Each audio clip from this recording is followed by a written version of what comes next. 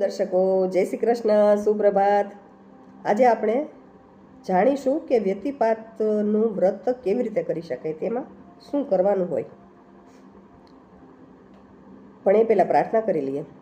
શ્રી ગણેશાય નમઃ, શ્રી સરસ્વત્યે નમઃ, શ્રી માતૃપિતૃ ચરણ કમલેભ્યો નમઃ, શ્રી પુરુષોત્તમ પરમાત્મને નમઃ, શ્રી વ્યતિપાતાય નમો નમઃ. દર્શકો, આપણે જાણ્યું કે વ્યતિપાત ચંદ્ર અને સૂર્યના ક્રોધમાંથી ઉત્પન્ન થયેલો એક કુરૂપ, એક કદરૂપો પુરુષ, શક્તિશાળી પુરુષ હતો અને તેને બંનેના આશીર્વાદથી તે પવિત્ર ગણાવા લાગ્યો અને તે યોગોનો સ્વામી બન્યો. હવે આનું વ્રત કેવી રીતે કરવું? કોઈ વિશેષ ઈચ્છા હોય તો એ પૂર્તિ કરવા માટે એવું કહેવાય છે કે 13 મહિના વ્યતિપાતનું વ્રત કરવું જોઈએ અને 14મે વ્યતિપાતના દિવસે તેનું ઉદ્યાપન કરવાનું. અને ઉદ્યાપન કેમ કરવું એ પણ આપણે વાત કરીશું. બરાબર? તો આપણે પ્રાર્થના વિષ્ણુ ભગવાનને યાદ કરી લઈએ. મંગલમ ભગવાન વિષ્ણુ, મંગલમ ગરુડધ્વજ, મંગલમ પુંડરીકાક્ષ, મંગલાય તનો હરિ. દર્શકો, આજે વ્યતિપાત છે ને, તે દિવસે એવું કહે છે કે એક તાંબાનો લોટો લેવાનો, તેની ઉપર તાંબાનું બીજું ડીશ મૂકી દેવાની, એની ઉપર પીળા કમળનું ફૂલ, તો ઠીક છે ને, તો પીળા કલરના ફૂલ રાખવાના અને જે તાંબાનો લોટો છે ને એને સાકરથી ભરી દેવાનો. એની ઉપર તાંબાની એક દીવો મૂકવાનો અને એની ઉપર કહેવાય ને કે તાંબુલ, ફળ, ફૂલ, તાંબુલ, દક્ષિણા બધું એની ઉપર મૂકી દેવાનું. એટલે તાંબાનો કળશ લીધો, કળશમાં સાકર ભરી, ઉપર બીજું તાંબાનું તરભાણું મૂક્યું, એની ઉપર આપણે તાંબાની દીવી મૂકી અને બાકી બાજુમાં બધી વસ્તુ મૂકી. આ રીતે કળશ પૂજન કરી અને કળશ પૂજન કરતા હોય ત્યારે ઓમ વ્યતિપાતાય નમઃ, ઓમ વ્યતિપાતાય નમઃ બોલતા જવાનું, પૂજન કરવાનું અને પછી કોઈ યોગ્ય બ્રાહ્મણને, સુપાત્ર બ્રાહ્મણને, કર્મકાંડી બ્રાહ્મણને એ કળશ દક્ષિણા સહિત બધું દાન કરી દેવાનું. આટલું વ્યતિપાતના વ્રતમાં કરવાનું હોય. હવે આ વ્યતિપાતના વ્રતથી તમામ કહેવાય ને સુખ, સમૃદ્ધિ, ઐશ્વર્ય આ બધું તો મળે જ છે. અને સાથે સાથે કદાચ કોઈ જો અધમ યોનિમાં હોય ને તો એ યોનિમાંથી પણ એની મુક્તિ થાય છે. એની પણ એક સરસ કથા છે, એની પછી વાત કરીશું. આજે આપણે વાત કરીએ કે ભાઈ આ જે છે વ્યતિપાત, એનું આવી રીતે પૂજન કરવાનું અને કોઈ વિશેષ ઈચ્છા હોય તો સંકલ્પ સાથે કરવાનું કે હું અમારી આ ઈચ્છા પૂર્તિ માટે હું 13 દિવસની વ્યતિપાતના વ્રત કરીશ, 14મા દિવસે ઉદ્યાપન કરીશ.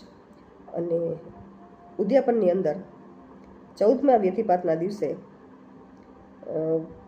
ઓમ વ્યતિપાતાય નમઃની 108 આહુતિ આપી, જાપ કરવાનો, આહુતિ આપવાની અને બ્રાહ્મણને દક્ષિણા આપીને પ્રસન્ન કરવાના. આટલું કરવું પડે. હવે ખાલી 1 મહિનાની વ્યતિપાતનું વ્રત કરીએ અથવા તો આવી રીતે આ સંપૂર્ણ વ્રત કરીએ, 1 વર્ષ 13 અને 14માં ઉજવીએ તો એનું આટલું બધું ફળ મળે છે. જ્યારે એકનું આટલું બધું ફળ મળતું હોય તો પુરુષોત્તમ મહિનામાં જે કંઈ કરીએ એનું તો આમે ભગવાને 1000 ગણું ફળ આપવાનું આપણને વચન આપ્યું છે. તો પુરુષોત્તમ મહિનામાં આવતા વ્યતિપાતના દિવસે આપણે કોઈ પણ દાન પુણ્ય કરીએ, કોઈ સત્કાર્ય કરીએ, કોઈ બ્રાહ્મણને જમાડીએ, કોઈ અન્નદાન કરીએ, વસ્ત્રદાન કરીએ, વિદ્યાદાન કરીએ, કંઈ પણ કરીએ આપણે, એનું વિશેષ અને શ્રેષ્ઠ ફળ મળે છે. હવે તો આપણે કહેવાય કે સંકલ્પ કરીએ કે આપણે પણ આ ચોક્કસ કરીશું, કારણ કે એને સૂર્ય ભગવાન અને ચંદ્ર ભગવાન એને દેવે તેને આશીર્વાદ આપેલા છે કે તમને એટલું આપશું. હવે આ અતૂટ ફળ દેનારા જે છે વ્યતિપાત, એને આપણે પ્રાર્થના કરવાની કે હે વ્યતિપાત દેવ, તમે અતૂટ અસીમ ફળ આપનારા મારા પ્રણામ સ્વીકાર કરો અને આ જે કાંઈ મેં તમને ધરાવ્યું છે એ સ્વીકારી અને પછી બ્રાહ્મણને આપણે આપી દેવાનું. અને તો ચોક્કસ એનું વ્રતનું આપણને ફળ પણ મળે. ભગવાનની પ્રાર્થના સાથે, આરતીની 2 પંક્તિ સાથે આજની વાત આપણે પૂર્ણ કરીશું.